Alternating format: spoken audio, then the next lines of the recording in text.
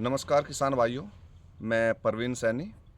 आज आपको एक महत्वपूर्ण जानकारी दे रहा हूं। जो हमारे किसान भाई नेट हाउस या पॉली हाउस में खेती करते हैं, उनका एक क्वेश्चन रहता है कि भाई हम अपनी फसल के लिए, जिससे हमारा उत्पादन अच्छा हो, कि कौन सी वैरायटी लगाएं। वो उनके सामने समस्या सर्दियों में भी आती है, गर्मियों में भी रहती है। जब भी वो अपनी नई फसल का प्लान करते हैं, तो तभी वो उनके मन में एक क्वेश्चन उठता है कि भाई हम अपनी फसल जो बीज लगाना है वो कौन सी वैरायटी हम बीज की लगाएं। तो मैं उसी के बारे में जानकारी दे रहा हूँ कि हमें कौन सी वैरायटी लगानी है, किस तरीके से अपनी वैरायटी का सिलेक्शन करना है। तो मैं अपने किसान भाइयों से कहना चाहूँगा कि जब भी हम गर्मी के मौसम में खीरे की वैरायटी का सिलेक्शन करें, तो मल्टी फ्रूटिंग वैरायटी ही हमें सेलेक्ट करनी है। क्योंकि मल्टी फ्रूटिंग वैरायटी गर्मियों में इसलिए सेलेक्ट करनी है क्योंकि जो खीरा है वो गर्मियों की फसल है, और मल्टी फ्रूटिंग फल आने से उसका फोटोसिंथेसिस हमारा पौधा अच्छा करता है, सनलाइट हमारे पौधे को अच्छी मिलती है, जिस कारण उस पे जितना भी फल आता है वो हमारा अधिकांशतः तैयार हो जाता है, और हमारा जो उत्पादन है वो 50 से 60 टन पर एकड़ के आसपास हम उसमें उत्पादन ले लेते हैं। लगभग एवरेज जो प्रोडक्शन आती है वो 50 टन के आसपास हमारी गर्मियों में उत्पादन आ जाता है। दूसरी बात यह है कि यदि हमें सर्दियों के मौसम में वैरायटी का सिलेक्शन करना है, तो सर्दियों के मौसम में हमें मल्टी फ्रूटिंग वैरायटी का सिलेक्शन नहीं करना चाहिए। वजह यह है कि उस समय सूर्य का प्रकाश बहुत कम रहता है, जिस कारण हमारा पौधा जो है वो फोटोसिंथेसिस नहीं कर पाता, और उस कारण हमारा पौधा उतने फल तैयार नहीं कर पाता है जितने फल तैयार होने चाहिए। तो उससे बचने के लिए हमें सिंगल फ्रूटिंग वैरायटी का सिलेक्शन करना चाहिए सर्दियों के मौसम में। यदि आप सर्दियों में सिंगल फ्रूटिंग वैरायटी का सिलेक्शन करते हैं, या सेमी मल्टी फ्रूटिंग वैरायटी ले सकते हैं। सिंगल मल्टी फ्रूटिंग से मतलब कि एक नोड पे एक फल लगे या दो फल लगें, इससे ज़्यादा फल नहीं लगने चाहिए, क्योंकि यदि ज़्यादा फल लगेंगे तो हम सर्दियों के मौसम में उनको तैयार नहीं कर पाएंगे। दूसरा क्या है कि हम उतना सर्दी के मौसम में उतना फर्टिगेशन नहीं कर पाते जितना हम गर्मियों के दिनों में कर पाते हैं। पौधे की रिक्वायरमेंट बहुत रहती है, खाद की, पानी की, पर हम सर्दी के मौसम में उतना खाद पानी नहीं लगा सकते।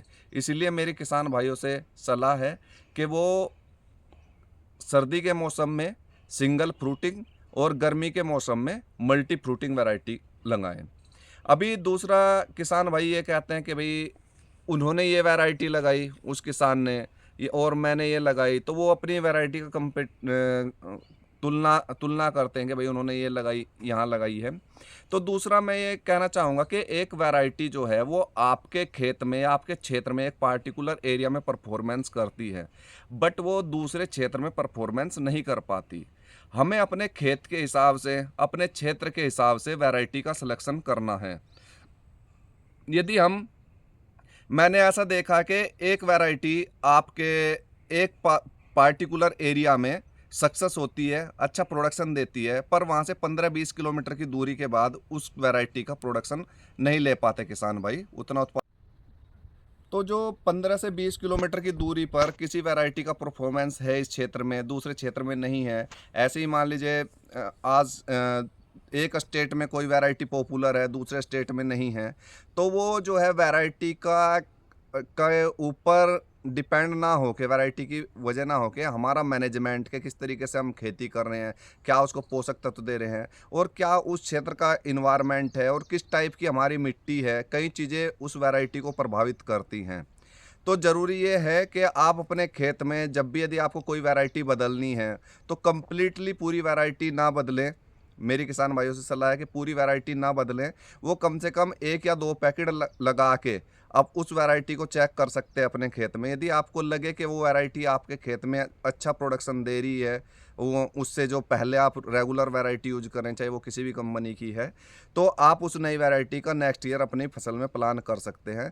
नहीं तो पूरे एक साथ ही पूरे 1 एकड़ का प्लान करना मेरे हिसाब से सही नहीं रहेगा। तो मैं किसान भाइयों को ये कहूँगा कि ऐसा नहीं है कि आप नई वैरायटी को ना अडॉप्ट करें, पर करें उसमें आप 1 या 2 पैकेट लगा के आप उसका ट्रायल करें। यदि आपको लगता है कि वैरायटी अच्छी है, तो फिर आप अपने पूरे खेत के लिए आप प्लान कर सकते हैं। आशा करता हूँ कि जानकारी अच्छी लगी होगी मेरे किसान भाइयों को। इसी के लिए धन्यवाद।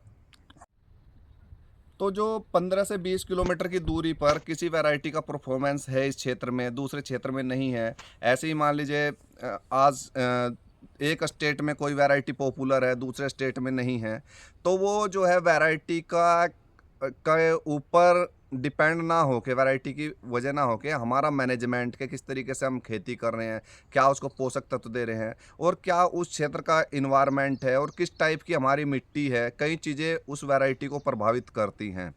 तो ज़रूरी ये है कि आप अपने खेत में जब भी यदि आपको कोई वैरायटी बदलनी है, तो कंप्लीटली पूरी वैरायटी ना बदलें। मेरी किसान भाइयों से सलाह है कि पूरी वैरायटी ना बदलें, वो कम से कम 1 या 2 पैकेट लगा के आप उस वैरायटी को चेक कर सकते हैं अपने खेत में। यदि आपको लगे कि वो वैरायटी आपके खेत में अच्छा प्रोडक्शन दे रही है, वो उससे जो पहले आप रेगुलर वैरायटी यूज करें, चाहे वो किसी भी कंपनी की है, तो आप उस नई वैरायटी का नेक्स्ट ईयर अपनी फसल में प्लान कर सकते हैं। नहीं तो पूरे एक साथ ही पूरे 1 एकड़ का प्लान करना मेरे हिसाब से सही नहीं रहेगा।